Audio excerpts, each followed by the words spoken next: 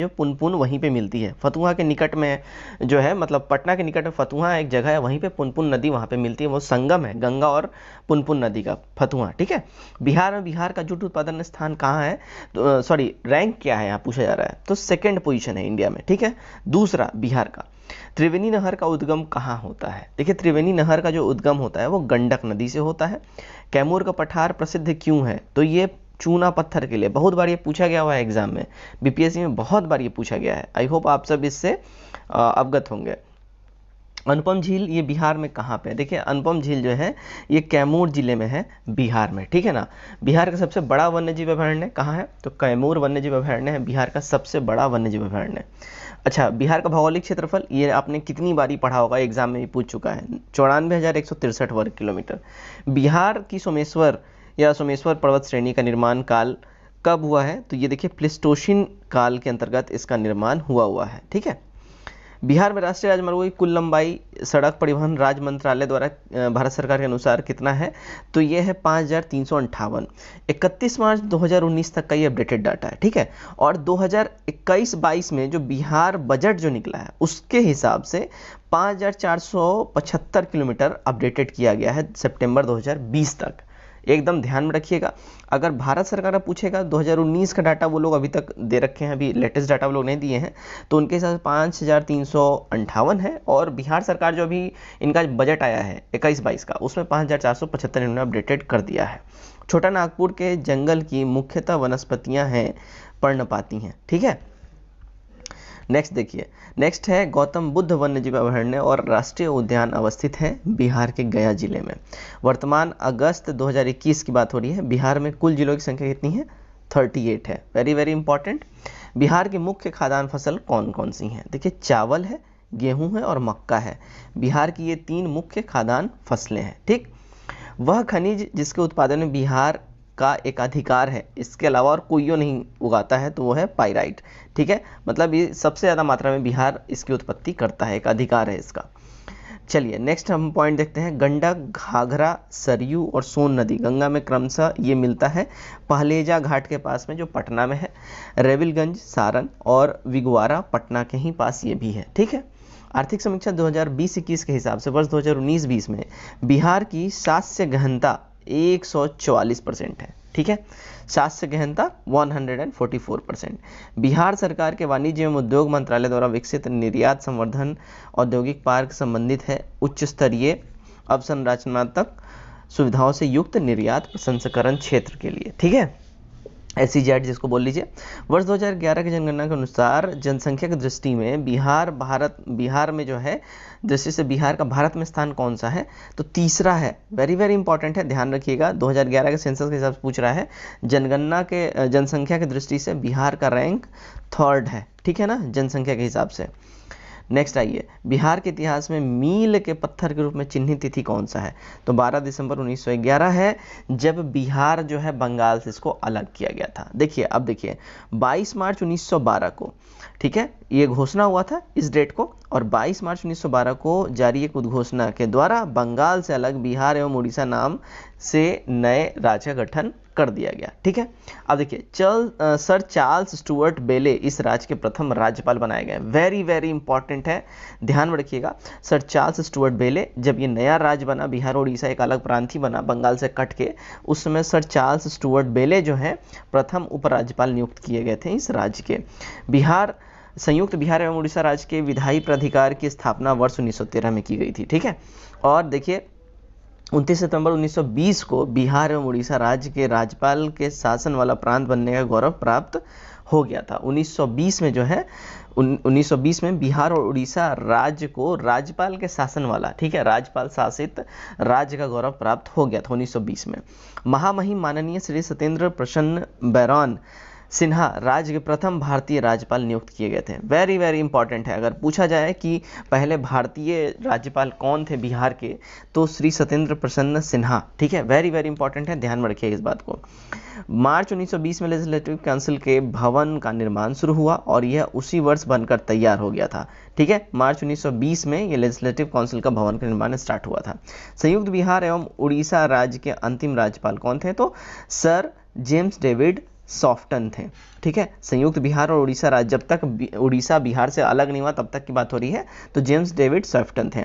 अब देखिए, government of India act आया 1935 में, उसमें व्यवस्था के अनुरूप 22 से 29 जनवरी 1937 की अवधि में बिहार विधानसभा चुनाव ये संपन्न हुआ। ठीक है, और देखिए 20 जुलाई 1937 को डॉक्टर श्री कृष्ण सिंह के नेतृत्व में प्रथम सरकार की गठन हुई और 22 जुलाई 1937 को विधानमंडल का प्रथम अधिवेशन हुआ था।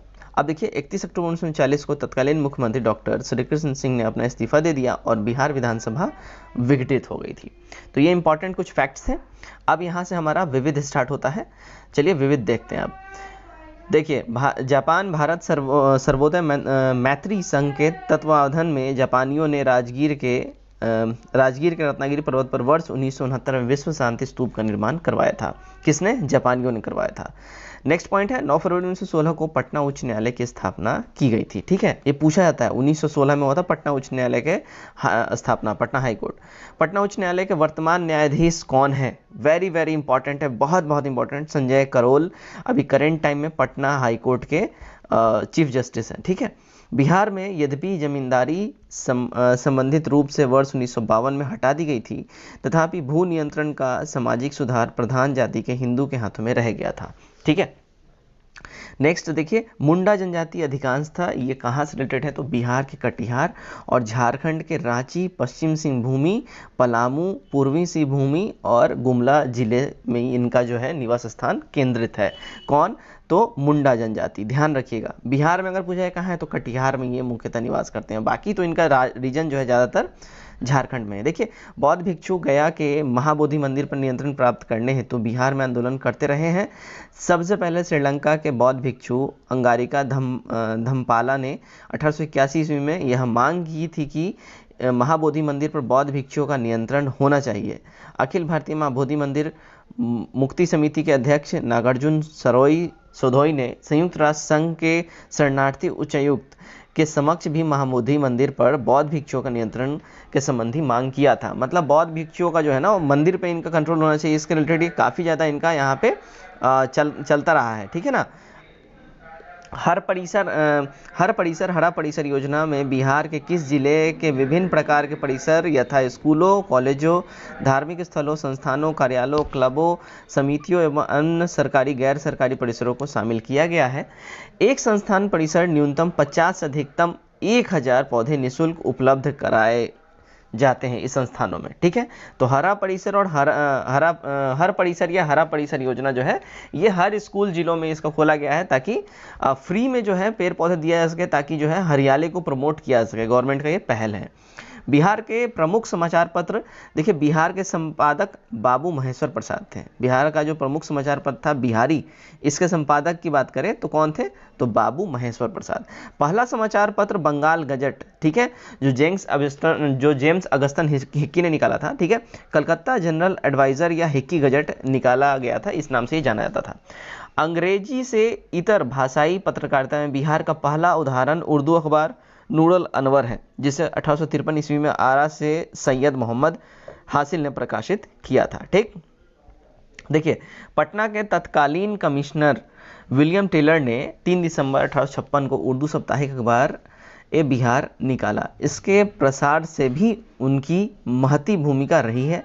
निःशुल्क डाक वितरण वाला यह पहला अखबार था। ये बिल्कुल ही फ्री ऑफ कॉस्ट इसका डाक वितरण होता था। ठीक है, बिहार साइंटिफिक सोसाइटी ने एक अन्य पत्र अखबार अखियार निकाला था और ये अखबार काफ़ी लोकप्रिय हुआ था, बिहार साइंटिफिक सोसाइटी। ठीक है, 1893 से 1912 तक एक तरह से बिहार में पत्रकारिता का स्वर्णिम काल ये बोला जाता है। देखिए क्वेश्चन आ सकता है कि बिहार में पत्रकारिता का स्वर्णिम काल कब से कब तक रहा है, तो 1893 से 1912 रहा है, ये नोट कर लीजिए। 1907 में महेश नारायण का देहांत हो गया।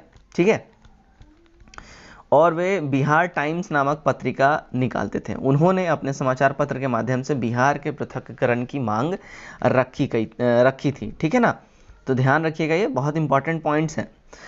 मुख्यमंत्री कन्या उत्थान योजना के अंतर्गत जन्म से स्नातक तक की शिक्षा पूर्ण करने पर विभिन्न मदों के तहत कुल 54,100 रुपये की आर्थिक सहायता प्रदान की जाएगी। ठीक है। और स्नातक उपरांत कन्या को 2500 रुपये राशि प्रदान की जाएगी। अगर राज्य में बालिकाओं हेतु पहले से चल रही योजनाओं यथा छात्रवृत्ति, साइकिल योजना इत्यादि को सम्मिलित कर लिया जाए तो राज्य सरकार प्रत्येक बालिका पर लगभग 60,000 रुपये खर्च करेगी। जुलाई 2018 के सुलभ इंटरनेशनल ने बिहार के दरभंगा जिले में सुलभ जल नामक परियोजना का शुभारंभ किया। इस परियोजना के अंतर्गत तालाब एवं नदियों के दूषित जल को स्वच्छ एवं सुरक्षित पेयजल में परिवर्तित किया जाएगा। नेक्स्ट पॉइंट है, बिहार राज्य कृषि रोड मैप की शुरुआत करने वाला भारत का पहला राज्य बना है। ठीक है, देखिए इंपॉर्टेंट पॉइंट है, वेरी वेरी इंपॉर्टेंट पॉइंट है। बिहार जो है कृषि रोड मैप शुरू करने वाला भारत का पहला राज्य है। नेक्स्ट देखिए, समस्त बिहार राज्य की सभी जिलों को कंप्यूटर से जोड़ने वाला पहला राज्य बन गया है। ठीक है, राज्य की सभी जेलों को कंप्यूटर से जोड़ने वाला पहला राज्य बन गया है Bihar. Very very important point है, देख लीजिए आप लोग। सेई फ्रेमवर्क एग्रीमेंट के परिप्रेक्ष्य में 15 वर्षीय आपदा जोखिम न्यूनीकरण रोडमैप 2015 से 30 तैयार करने वाला बिहार भारत का पहला राज्य बन गया है। भारत की पहली महिला पायलट सदस्यों में से एक भावना कंठ, दरभंगा से इनका रिलेशन है। भावना कंठ आपने नाम सुना होगा, ठीक है ना। ये पहली भारत की महिला फाइटर पायलट है। ठीक है, सबसे पहले 1905 में कृषि अनुसंधान की शुरुआत करने वाला राज्य बिहार प्रथम राज्य था। ठीक है, बिहार के जहानाबाद जिले का धनराई गांव भारत का प्रथम सौर गांव बन गया है। दुनिया का सबसे बड़ा free internet wifi zone Ashok Rajpath से दानापुर 20 किलोमीटर है। ये दुनिया का सबसे बड़ा फ्री वाईफाई जोन है। अब चाइना में ये बन गया है। ठीक है, ये 2019-20 में चाइना बना, लेकिन ये जो है ना सबसे बड़ा दुनिया का वाईफाई जोन ये मतलब कहाँ से है तो राजपथ से लेकर दानापुर तक पटना में ये 20 किलोमीटर का पूरा एरिया था जो फ्री वाईफाई जोन था। ठीक है, ये लगभग 2017 में 16-17 में ये स्टार्ट करा गया था। देश में पहली बार ई फॉरेस्ट मंडी बिहार राज्य में प्रारंभ व स्थापित हुई थी। बिहार राज्य का पहला बिजनेस स्कूल कंजिया नगर भागलपुर में खोला गया है। बिहार राज्य की फिल्म सिटी वाल्मीकि नगर, इसका स्थापना राजगीर में प्रस्तावित है, ये रेडी हो रहा है। बक्सर राज्य की पहली खुली जेल तथा भागलपुर राज्य की पहली महिला जेल के रूप में स्थापित की गई है। ठीक है, तो बक्सर जो है स्टेट का पहला ओपन जेल, ठीक है, और भागलपुर राज्य पहली महिला जेल के रूप में स्थापित किया जा रहा है। फिर से ध्यान रख लीजिए, बक्सर ओपन जेल और भागलपुर वुमेन जेल। ठीक है, चिरांद जो कि सारण छपरा से है, यहाँ से हड्डी निर्मित उपकरण बहुतायत मात्रा में पाया गया है। ठीक है, बिहार के राजगीर में एक जू सफारी स्थापित की जा रही है। वेरी इंपॉर्टेंट पॉइंट है। बिहार राज्य में सूचना प्रौद्योगिकी विभाग का गठन 1 अप्रैल 2007 को किया गया था। ठीक है ना, सूचना प्रौद्योगिकी विभाग का। अलीगढ़ मुस्लिम विश्वविद्यालय के एक अध्ययन केंद्र की स्थापना बिहार के किशनगंज में भी करी गई है। ठीक है, अलीगढ़ मुस्लिम यूनिवर्सिटी का। चलिए नेक्स्ट पॉइंट हम देख लेते हैं। औपचारिक शिक्षा के विस्तार हेतु 1991 में बिहार शिक्षा परियोजना परिषद का गठन हुआ, जिसमें केंद्र, यूनिसेफ व बिहार राज्य की भागीदारी क्रमशः 2:3:1 की रहेगी। ठीक है, जिसमें यूनिसेफ 2 हो गया, बिहार जो है केंद्र 2 हो गया, यूनिसेफ 3 हो गया और बिहार का एक हिस्सा इसमें भागीदारी रहेगा। बिहार राज्य के पशु कौन है तो बैल है। राजकीय पक्षी कौन है तो गौरैया है। राजकीय मछली मांगूर है, वेरी इंपॉर्टेंट। राजकीय फल गेंदा है। राजकीय वृक्ष पीपल व राजकीय गीत मेरे भारत के कंठहार। ठीक है, राजकीय गीत है तुझको सत सत वंदन बिहार, ये है बिहार का राजकीय गीत। नेक्स्ट, बिहार में वर्ष 2017 से 18 प्राथमिक विद्यालयों की संख्या 42,932, उच्च प्राथमिक विद्यालयों की संख्या 31,074 तथा प्राथमिक शिक्षा देने वाले विद्यालयों की संख्या 74,006 थी। 2017-18 में विद्यालयों की संख्या के लिहाज से सबसे ज़्यादा प्रदर्शन करने वाले जिले पूर्वी चंपारण है, जिसमें 3,852 स्कूल्स हैं। पटना 3,366 और मुजफ्फरपुर 3,359 हैं। ठीक है, विद्यालयों की सबसे कम संख्या वाले 3 जिले कौन कौन से हैं? देखिए, शिवहर में इसमें सिर्फ 434 ही स्कूल है, अरवल 526 और शेखपुरा 581। नेक्स्ट देखते हैं, बिहार से प्राप्त नवपाषाण कालीन स्थल कौन सा है तो चिरांद छपरा में है ये। बौद्ध संगति का आयोजन स्थल राजगीर में ये प्रथम हुआ था, वैशाली में सेकंड हुआ था और पाटलिपुत्र में थर्ड हुआ था। ठीक है, प्रथम जैन संगति का आयोजन स्थल कहाँ है तो ये पाटलिपुत्र है, जो कि 300 ईसा पूर्व में इसका आयोजन हुआ था। बिहार पर आक्रमण करने वाला मुस्लिम आक्रमणकर्ता कौन है तो मोहम्मद बख्तियार बिन खिलजी है, जिसके नाम पे बख्तियारपुर आज भी स्टैब्लिश्ड है पटना के बगल में। ठीक है, दिल्ली पर शासन करने वाला प्रथम बिहारी तो शेरशाह सूरी। ठीक है, और बिहार की यात्रा करने वाला प्रथम अंग्रेज रॉल्फ फिंच। ठीक है, बिहार की यात्रा करने वाला प्रथम अंग्रेज रॉल्फ फिंच। बिहार की यात्रा करने वाला प्रथम सिख गुरु तो गुरु नानक देव। ठीक है, ध्यान रखिएगा इस बात का। चलिए, बिहार में पैदा होने वाले सिख गुरु कौन है? तो गुरु गोविंद सिंह जी हैं, ठीक है, जिनका जो है पटना में इनका ये भी है, ठीक है। 1857 1857 की क्रांति में बिहार का नेतृत्व करने वाला व्यक्ति कौन है? तो बाबू कुंवर सिंह जी थे, ठीक है। अच्छा, इनका रिलेशन कहाँ से है ये आपको कमेंट करके बताना है, ठीक है। बिहार से राष्ट्रपति बनने वाले प्रथम व्यक्ति कौन? तो डॉक्टर राजेंद्र प्रसाद जी बने थे। बिहार विधान परिषद के प्रथम सभापति Rajiv Ranjan Prasad, very very important है, ये पूछेगा। बिहार विधान परिषद के प्रथम सभापति, ठीक है, राजीव रंजन प्रसाद। पटना उच्च न्यायालय के प्रथम मुख्य न्यायाधीश कौन? तो सर एडवर्ड चिमियार थे, ठीक है। और पटना उच्च न्यायालय के प्रथम मुख्य न्यायाधीश कौन है? तो स्वतंत्रता के बाद की बात हो रही थी, सर क्लिफर्ड मनमोहन अग्रवाल। ये 9 जनवरी 1948 से 24 जनवरी 1950 तक ये रहे थे, ठीक है, मुख्य न्यायाधीश। पटना उच्च न्यायालय की पहली महिला मुख्य न्यायाधीश कौन है? वेरी वेरी इंपॉर्टेंट, रेखा मनहर लाल दीक्षित। 2010 में ये जो है सो बनी थी मुख्य पटना हाई कोर्ट की ये मुख्य जज बनी थी ये, ठीक है, रेखा मनहर लाल दीक्षित, ये पूछ सकता है। बिहार से प्रथम लोकसभा अध्यक्ष बलिराम भागत 5वीं लोकसभा में, ठीक है सॉरी। बिहार से लोकसभा की पहली महिला अध्यक्ष कौन बनी? तो मीरा कुमार बनी थी। 2009 में लोकसभा अध्यक्ष बनी थी मीरा कुमार, ठीक है। और बिहार से सर्वोच्च न्यायालय के मुख्य न्यायाधीश बनने वाले न्यायमूर्ति भुवनेश्वर प्रसाद सिन्हा है, ठीक है। सर्वोच्च न्यायालय यानी चीफ जस्टिस ऑफ इंडिया की बात हो रही है, न्यायमूर्ति भुवनेश्वर प्रसाद सिन्हा। बिहार से देश के उपराष्ट्रपति बनने वाले बाबू जगजीवन राम बने थे, ठीक है। और बिहार से अशोक चक्र प्राप्त करने वाले प्रथम व्यक्ति कौन है?